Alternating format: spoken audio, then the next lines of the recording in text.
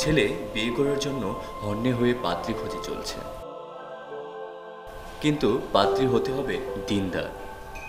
এক জায়গায় এক দিনদার পাত্রীর সন্ধান পেল। শরীয়ভাবে মেয়েকে দেখতে মেয়েদের বাড়ি গেল। মেয়ের সাথে কথাবার্তা চলার এক পর্যায়ে মেয়ে ছেলেকে উদ্দেশ্য করে প্রশ্ন করল, আচ্ছা, আপনি কোরআন কতটুকু মুখস্থ করেছেন? একটু, কিন্তু সর্বদাই চেষ্টা করি যেন আল্লাহর একজন সৎ কর্মশীল বান্দা হতে পারে। আপনি কতটুকু মুখস্থ করেছেন? আমি আমপারা মুখস্থ করেছি। ও আচ্ছা।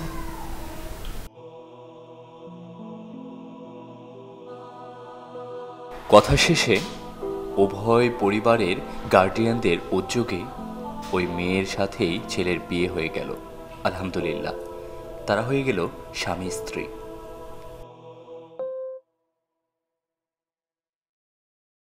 কিন্তু কিছুদিন যেতে না যেতেই স্বামী অনুভব করল যে সে দুনিয়াতে যেন এক টুকরো জান্নাতের মালিক হয়ে গেছে। এদিকে স্ত্রীও অনুভব করল যে তার স্বামী তখন সত্য বলেছে, সত্যি সে একজন সৎ কর্মশীল বান্দা। তারপর একদিন স্ত্রী স্বামীকে বলল, আসেন না, আমাকে কিছু কোরআন মুখস্থ করে দিবেন। হ্যাঁ চলো, শুধু তুমি একা নাও, আমরা দুজনেই কোরআন মুখস্থ করবো। যেই কথা সেই কাজ। তারা একে অপরকে কোরআন মুখস্থ করিয়ে দিতে শুরু করলো। উভয়ে একের পর এক সূরা মুখস্থ করতে থাকলো, একে অপরকে শোনানোর মাধ্যমে। এভাবে একদিন তারা উভয়েই কোরআনের হাফেজ এবং হাফেজা হয়ে গেল। এবং কিছুদিন পর স্বামী তার স্ত্রীকে সঙ্গে করে শ্বশুরবাড়ি গেল। গিয়েই শাশুড়িকে অতি আগ্রহে খবর দিল, কেমন আছো আম্মু? ভালো। তুমি ভালো আছো বাবা? জি ভালো আছি। আম্মু, একটা সুখবর আছে। কি বাবা? আপনার মেয়ে তো কোরআনে হাফেজা হয়ে গিয়েছে। খবরটি শুনে শাশুড়ি আশ্চর্য হয়ে গেলেন। তিনি মেয়ের জামাইকে কিছু না বলে উঠে মেয়ের রুমে গিয়ে কিছু কাগজপত্র নিয়ে আসলেন।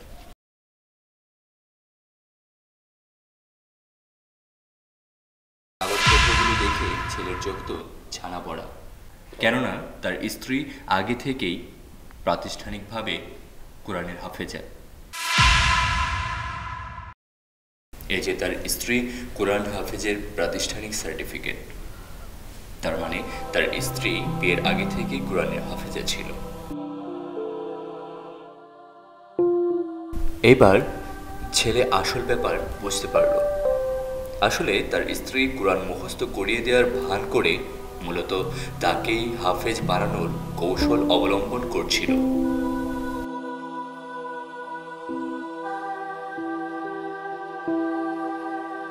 স্ত্রীর প্রতি কৃতজ্ঞতায় ছেলের দিল ভরে গেল। তার দু চোখ ভরে গড়িয়ে পড়ল কফোটা আনন্দ অশ্রু।